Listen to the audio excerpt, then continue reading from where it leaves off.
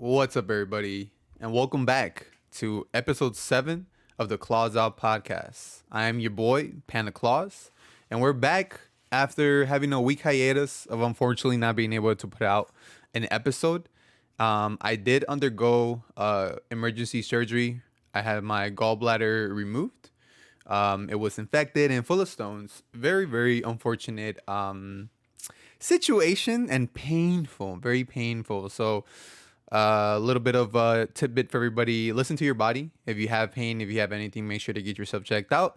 Unless you're like me and you just work through it and just keep pushing out stuff, but definitely look out for yourselves. Take care of your body. And now I'm in recovery, doing much better. Feel really good.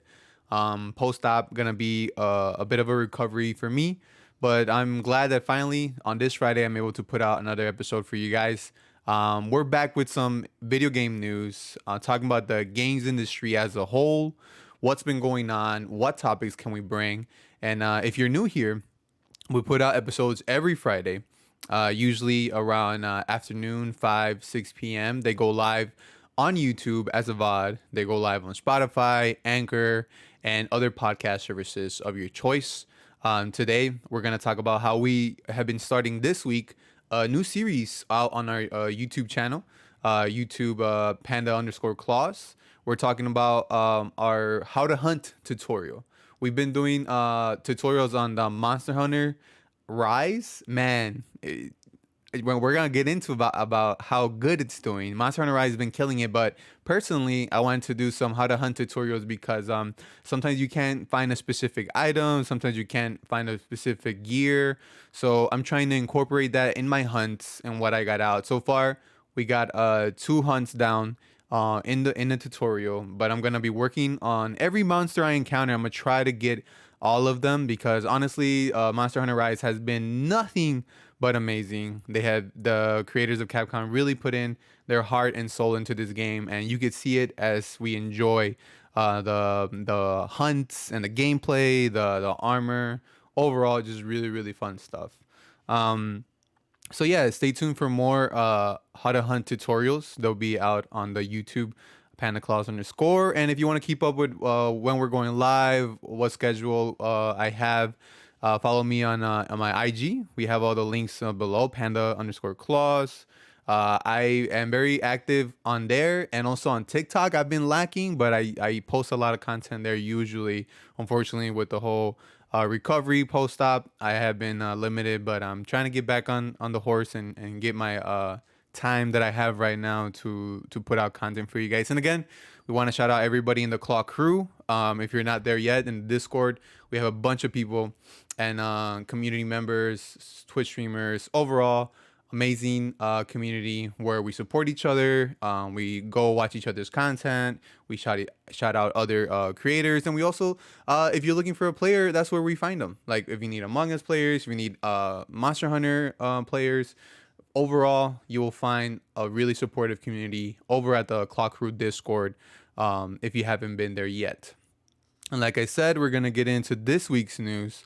And per usual of the Claws Out episode, we're gonna do a shout out. Without further ado, we're gonna hop into the first video game news topic of the week, which is E3 2021. So there's been a lot of talk this week and a lot of rumors about what's gonna happen with E3 2021. If you're not familiar, E3 it's a video games kind of like event that happens every year around June.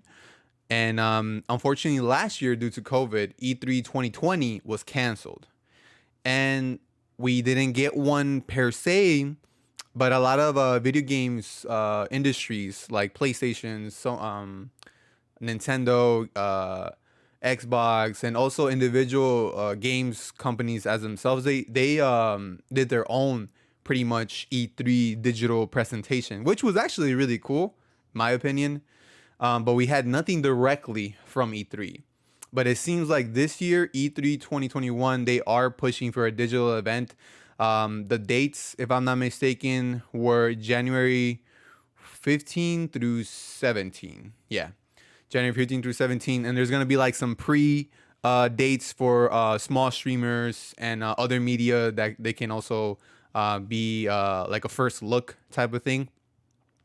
The one thing that people were talking about or rumors were spreading was that E3 2021 was gonna be have a paywall, which means that basically like some content was gonna be unavailable for the general public. Like if you wanted access to the full E3 experience, you're gonna have to subscribe or pay a certain amount for I guess an entrance fee type of thing.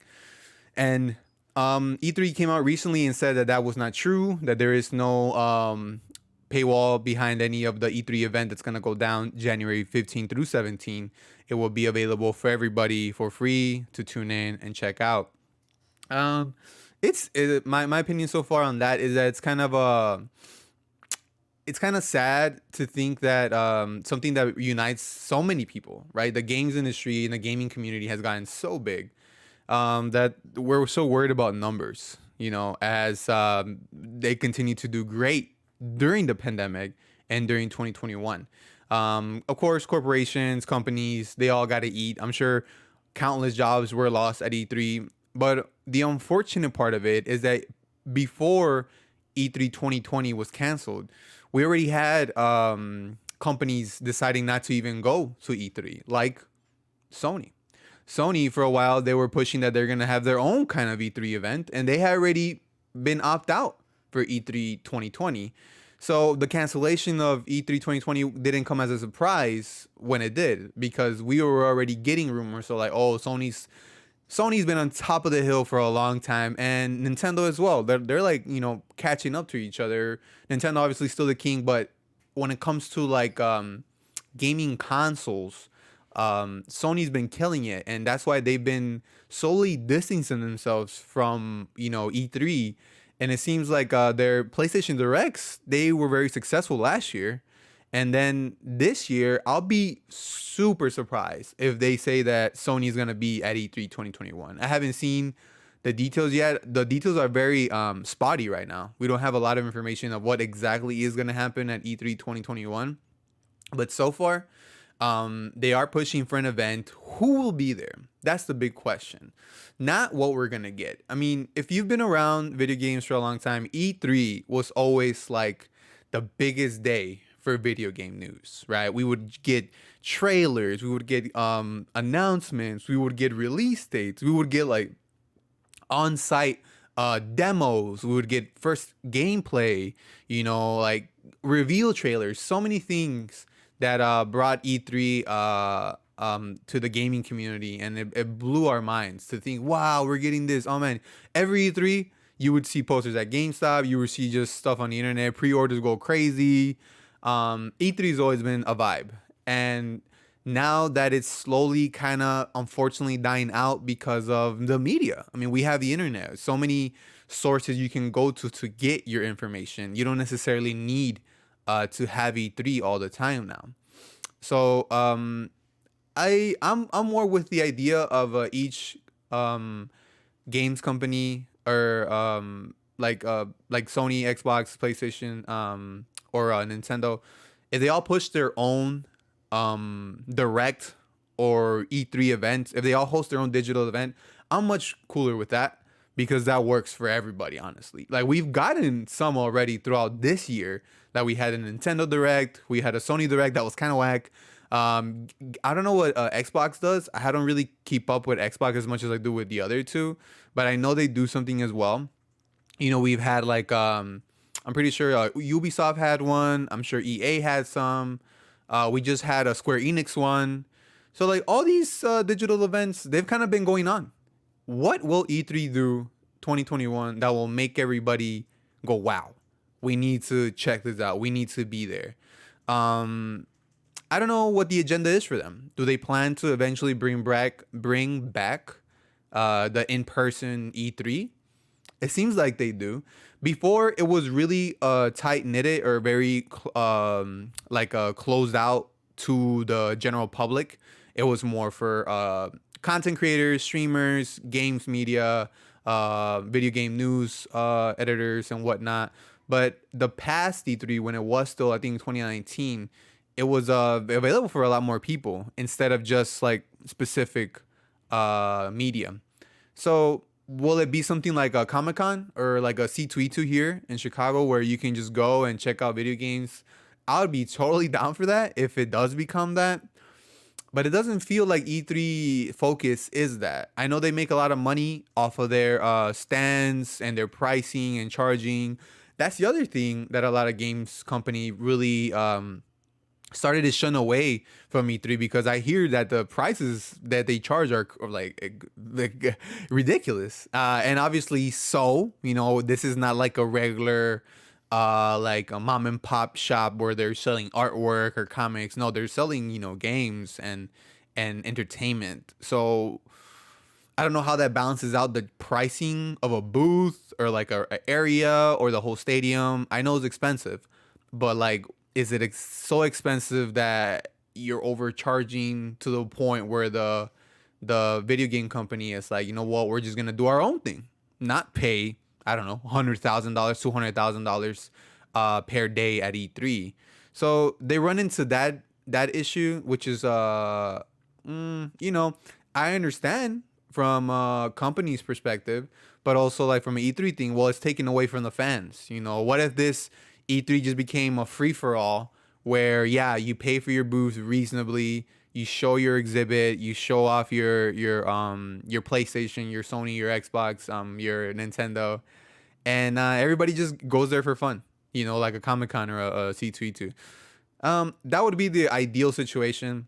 E3 2021 doesn't seem like it's pushing for that. It really seems like it wants to be this big thing that it used to always be. But unfortunately, I don't see a big future for E3. We'll have to wait and see what the E3 digital event of June 15 through 17 brings for us. But for right now, I am not too hopeful for the future of it. Let's see how this one goes, and then we'll have a better perspective and opinion of what we can now be ready for maybe E3 2022. But that'll be the news on that. We're gonna go ahead and hop over to something really really interesting. And let's see. Oh, we got Lost Bear in the chat. What's up, bro? E3 used to be great back in the day. Now it's kind of meh. I agree. It's turned into a Comic Con. Yeah, and honestly, for people like me, I love that. I would love to spend time there. Me and my wife love going to comic events. We're really looking forward to another one after all this pandemic has gone down. But yeah, nonetheless, we're gonna hop on over to Outriders release date, or Outriders game is out. It is was released April 1st, Thursday. It was announced a while back, but it finally came out today. I mean, yesterday. It's funny because games usually release on Friday, but this one came out on Thursday morning. So Outriders, man, it's free on Game Pass. First of all, if you have Game Pass, go download this right now. It's free. First of all. Second of all, Outriders is freaking dope. Like, if you like Destiny, if you like The Division, if you like Borderlands, if you like literally any video game, it has everything. It has everything. The creators, it is published by Square Enix, and the creators of it legit put everything. Like, it has a little bit of Monster Hunter. There's monsters you can hunt. There's like a spot that reminds us of the moon base in Destiny 1. Overall, it is a blast. It is an experience like I would say none other right now. And above all, it's free on Game Pass. Noted, there are hard crashes. There has been issues of servers going down, loading you out. Not that many bugs from what I hear. But so far it has been just like released on release day. Games will have these issues, especially games like these that will have server issues. But overall, there's 4 classes you could pick from. There's the Trickster, the Pyro, oh man, the Long Shooter one, and Devastator.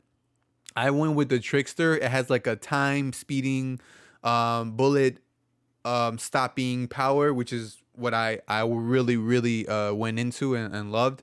But so far, I would say to anybody who likes really like looters, shooters, or games, this is gonna be one that you want to at least just check out. Like test it out for I would say like just the intro. And if you don't like anything in the intro, then it's not for you. But if you start to dig it, I trust me, this is gonna be something that I think everybody's gonna be talking about. I don't know about mixed reviews, but so far it's been doing great. Like I had pulled up some numbers. Interestingly enough, the do do do do since it is a game that was published by Square Enix, we do follow the numbers of concurrent players, and compared to Avengers, which when it launched, it had concurrent players of 30,000 people, which was a good thing. But right now, Outriders has a concurrent number of 111,000 players. So a lot of people are checking this out. Does it have to do that it's on Game Pass? Maybe. Does it have to do that maybe it's a fresh experience? Also that. We don't know, but I could tell you this much. Like this is honestly something that you want to check out maybe over the weekend. People are going to be talking about it. It has boss battles, variation of enemies. Like you can there's so much loot to get, and man, definitely just check it out if you can for free on Game Pass. That's enough. I'll talk about that. Outriders is out, came out April 1st, and it is freaking amazing. We're gonna hop on to our next news. And this week, if you guys didn't know, the new Among Us airship map was released on Wednesday, March 31st. The just a little quick cover of it for me. I played it pretty late on Thursday with some other streamer friends of mine who are also in the Claw crew. And man, it was actually mixed feelings. It was fun, but it was also really big. So new tasks are really cool. There's new animations. You could go up and down ladders. The airship seems really big. There's like moving platforms. There's like a variety of tasks that you can do. Let me get some water real quick. The tasks have been really switched up for this one. I think that it changed for the good. And this map, though, it really feels like it's gonna be a lot more focused on big groups. So far right now, we were talking actually with other streamers. So far right now, you can only do 10 players on Among Us. But from the looks of this map, it really feels like they will push to make it bigger. I think that instead of having 10 players, maybe they'll push to 20 players or maybe 30 players or who knows how many more, because this map is definitely too big for 10 players. It's really big, like no joke. It has 3 floors, separate areas, like you could get lost. It's literally a maze. Personally, fun experience because we and at the Claw Crew community, we play Among Us every Monday. And it's honestly just so much fun. It is a blast. We play for hours and we never regret it. It's always a good experience. So for them to just bring in new content so it feels fresh and new, there's new skins, there's new hats, not a whole lot, but there is new things you could try out. And you have to create an account type of thing, sorta. Overall, I liked it. I liked it a lot. I'm waiting to see what else we get. I feel like this is just the beginning of what we're gonna see. I feel like we're gonna get something bigger soon. But for Among Us right now, it is great. Definitely check out this map if you want to. Again, join the Claw Crew Discord. We have plenty of players who are always ready to play some Among Us. And we will be playing this Monday every night, usually at 10 p.m. CT. And that's pretty much the news for this week. It's actually quite a light news week when it comes to big topics. So we're gonna end the podcast here. But before we do that, we're gonna go ahead and shout out somebody in the community who's been putting in work, and we are gonna shout out Eggsy, who is currently playing some Valorant. Eggsy is actually somebody that we play some Among Us with every Monday, and she's really good. She's really good. Man, it's so sad because sometimes we're both the imposter together, and I always die. So she carries the game. Does such a great job. She be playing Valorant and other kind of PC games I see her play. So definitely hit her with a follow. Check her out. We love to support everybody in the community and shouting them out. So right before this, I'm gonna drop her Twitch in the comments below. But stick around. We're actually gonna go show some support to her and rate her right as soon as we end this episode. So like I said, thanks again to everybody that came through. We're gonna if you are new here, make sure to subscribe to the YouTube channel. Make sure to leave a like, a comment. Really helps out with the content creating and see how the numbers continue to grow. We're so grateful for everybody that has supported us with subs, bits, follows. The Clock Crew continues to show a lot of support and love to the community. So again, thank you all to everybody. We're gonna catch you next time. Claws out.